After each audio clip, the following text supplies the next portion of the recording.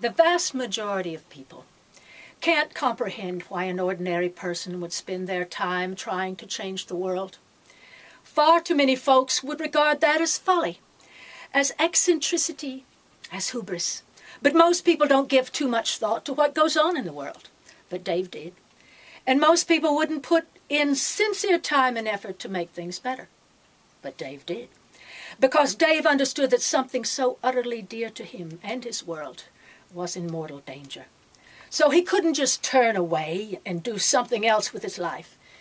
He saw America dying, and he knew better than to wait around for someone else to save her. Much like a mother who sees her child drowning in an icy, raging river, it's hardly likely she's going to say, "Oh my, this is such a big, scary job. Maybe I should wait for someone more capable." And of course, she doesn't. She just jumps in and does what she has to do. And Dave wanted to save something that precious to him, but not just to him.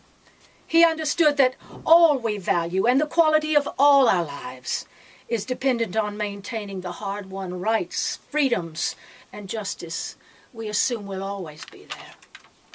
And most of us find it impossible to imagine a world without them. But Dave was unafraid to face the fact that we are losing America to those who for decades have been chipping away at her, determined to reestablish absolute rule by wealth and elite power. He saw so many things going awry and poured himself into understanding them and educating others. He saw our massive war machine move into the Middle East for the takeover planned long in advance of that new Pearl Harbor the neocons said would be necessary to begin their campaign. He saw the interest of Wall Street trump the interest of the American people in Congress. He saw the gradual privatization of every aspect of our lives, even the frightening prospect of a growing corporate military. He saw our educational system underfunded and dismantled, while at the same time money was being thrown at the new growth industries of security and prisons. He saw the media become an integral part of the corporate takeover of America and become a political tool, a propaganda machine of incomprehensible power. He saw the codifying of that corporate takeover in the Supreme Court decision of Citizens United versus FEC.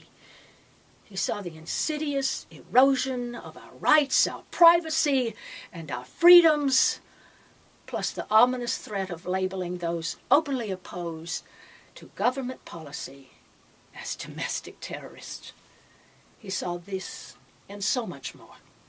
He saw enough to know that all that makes America a nation of, by, and for the people was slowly giving way to something frightfully akin to a fascist state.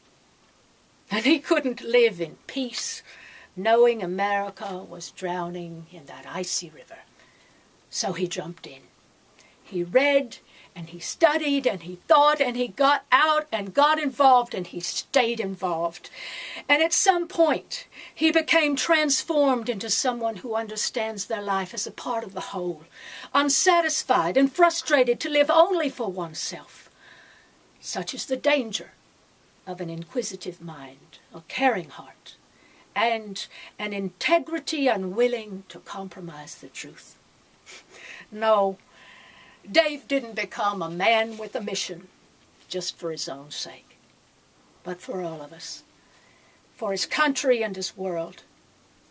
And although it's true that people like Dave Wass may not single-handedly change the world does not change without them.